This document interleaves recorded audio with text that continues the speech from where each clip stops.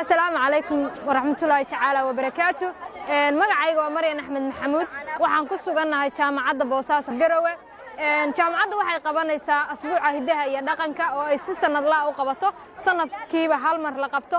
waxaan ku suganahay miiska ay saaran yihiin alaabta hidaha iyo dhaqanka qayb kamid ah. waxaan sharaxi doonaa alaabtan qayb kamid ah. haddaan ku bilaabo bahalkan waxa la dhahaa magaciisa durbaan ama waxa la dhahaa durbaan baa la dhahaa waxa loo isticmaalaa in lagu tunto meelaha maxay xafladuhu ka jiraan aroosyada jaandeerta in lagu tumo si jiib qurux badan iyo maxay ciyaar qurux badan loo dheero. bahalkan magaciisa waxa la dhahaa gambise. gambisahan waxa loo adeegsadaa in lagu gurto alaabta sida alaabta jajabaysa oo kale bakeerida talaagadaha dhammaan alaabtaas waxa loo adeegsadaa inay ku gurtaan inta meel la suro. bahalka isaga waxa loo yaqaanaa saab. saabkan waxa lagu ridaa joogaga waxa lagu ridaa kalooradaha hilibka lagu guro si ay difaac ugu noqoto ama shay jabay haduu yahay oo kale ama shay qalin oo laga baqay inuu diismo oo kale waana lagu qaado halkaas lagu ridaa. bahashan waxa loo yaqaanaa wadaan. wadaantan waxa biyaha laga soo dhuraa ceelasha kuwa dheedheer iyo kuwa gaagaaban waxa lagu waraabiyaa xoolaha dadka ruuxooda biyaha ku soo dhaansadana biyaha adugu lagu soo qaadaa ceelasha ku jira. bahalkan waxa loo yaqaanaa magaciisa xaarin. xaarinka waxa loo adeegsadaa waxa lagu guraa cuntada wadaniga kuwa qalaylka ah sida badarka haruurka digirta si loo kala saaro maadaama wixii ay dhir ka imaadeen oo qashin la socdo oo baal la socdo in lagu kala haadiyo oo loo kala saaro baal iyo cunto. bahasha waxa loo yaqaanaa koor. koorta waxa loo adeegsadaa waxa lagu xiraa geela dhawaqaas ay leedahay wuxuu ka caawinayaa dadka xoolo dhaqatada in ay garanayaan geelu jihadu ka jiro in uu haduu geelu lumo oo kale habeen haday tahay oo kale geelu meeshu uu jihada uu jiro ay garanayaan aad bay ugu fududaanaysaa. bahashan waxa loo yaqaanaa madano. madanada waxa loo adeegsadaa waxa lagu suntaa xoolaha. xoolo kasta dadku waxay sameystaan xoolaha way calaamadsadaan si aad xooluhu markay ka lumaan oo ka halaabaan oo kale aad xoolahaaga markiiba aad u heshid waxa lagu suntaa xoolaha dabka la galiyaa. bahalkan waxa loo yaqaanaa qudo. waxaas kale loo yaqaanaa fandhaal. qudada ama fandhaalka waxa loo adeegsadaa booskeeda hadda anaga waxa noogu jirta qaado sidoo kale markii caanaha la lulo ay haanta ku jiraan oo subaga burcadka ku dhex jiro wax subaga waa laga soo guraa cuntadana waa lagu guraa. maxay heedanay adugu waxa loo adeegsadaa qaabka qaadada oo kale. bahashan waxa la dhahaa salad. waxay ku qaataan maamooyinku alaabaha yar yar marka ay maxay heedanay reerku guuro oo kale waxay ku ritaan qalabka yar yar ay ka baqayaan inuu ka lumo oo kale bay ku gurtaan. bahashan waxa loo yaqaanaa ubbo waa ubbo weeso. qofku marka uu xoolaha raacayo marka uu maxay heedanay sahan aadayo kale waxa uu ku shubanayaa biyaha weesada waxa ku shubanayaa biyaha cabitaanka intaba. bahalkan isaga waxa loo yaqaanaa gaawe ama waxa loo yaqaanaa harubgaal. gaawaha ama harubgaalka waxa loo isticmaalaa in lagu maalo geela. geela baa lagu lisaa oo lagu maalaa. bahashan waxa loo yaqaanaa gudin. gudinta waxa loo adeegsadaa in maadaama ay dadka xoolo dhaqatada inta badan xoolahooda ay dhir ku maxay heedanay ku oodayaan xiriyaha ku oodanayaan ardayada ku oodanayaan inay ku soo jartaan ooda ay xiriyaha iyo ardayada ay ku oodanayaan. waxa la dhahaa hangool.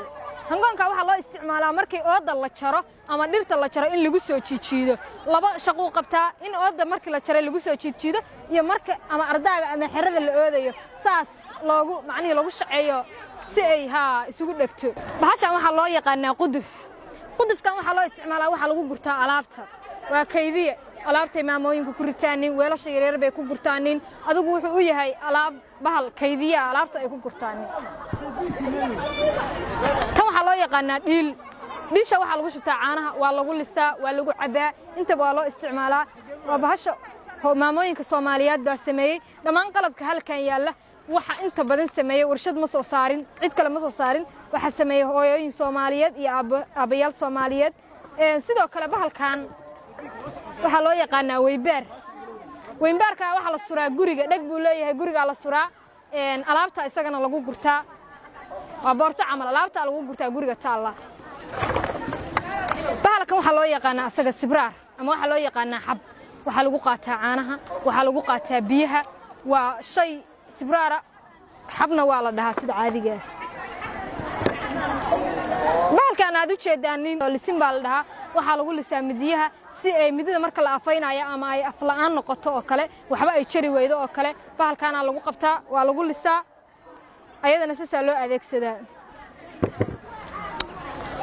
bahalkan magaciisa waxa la dhahaa dusha waxa kaga sharaxan bahal la dhaho aleel waxa la dhahaa abxadkan isagana waxa loo isticmaalaa inta badan waxay ku gurtaaniin alaabta waliba alaabta caanka ku ah oo ay ku gurtaaniin waxa kamid ah alaabta kabaha maadaama dadka reer miyiga xoolo dhaqatada ay kabahooda iyagu talan jireen alaabtooda iyagu samaysan jireen alaabta ay kabaha ku talanayaan waxooda agabkaas oo dhan bay ku gurtaaniin ayadana saasay u isticmaalaan waxa la dhahaa faaskan hadda waxaan sharaxay isagoo macni way isku qaab eeg yihiin labada waxba lagu jira laakiin tii hore gudin bay ahayd kana faas baa la dhahaa shaqooyinka ay qabtaan way kala duwan yihiin kan waxa lagu jabsadaa qoryaha waxa lagu soo jaraa dhirta waaweyn oo kale laakiin taa oodda iyo waxyaalaha oodka lagu yaryar baa lagu jaraa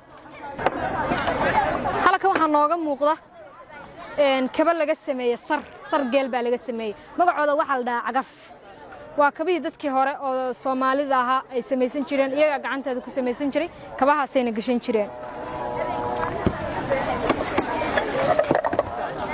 kan magaciisa waxa la dhahaa babis waxa loo isticmaalaa in la isku babiyo xilliga kulaylaha sidoo kale xilliga qofka xanuunsan oo kale in isagana lagu babiyo cawubu ka samaysan yahay tan waa haan baa la dhahaa waxa loo isticmaalaa in caanaha lagu lulo xilliga barwaaqada ah reer xoolo dhaqatadu waxay sameeyaan ama reer miyigu in ay sameeyaan subaga marka caanaha laga sameeyo tan baa lagu shubaa waa loo heesaa haanay buloy iiba geel jira ku qoraansay geed dheer laga soo lul laba qaalin kula buubtay laba qaar u soo kala go heesahaas iyo heeso kale badan baa loo qaadaa marka caanaha la lulo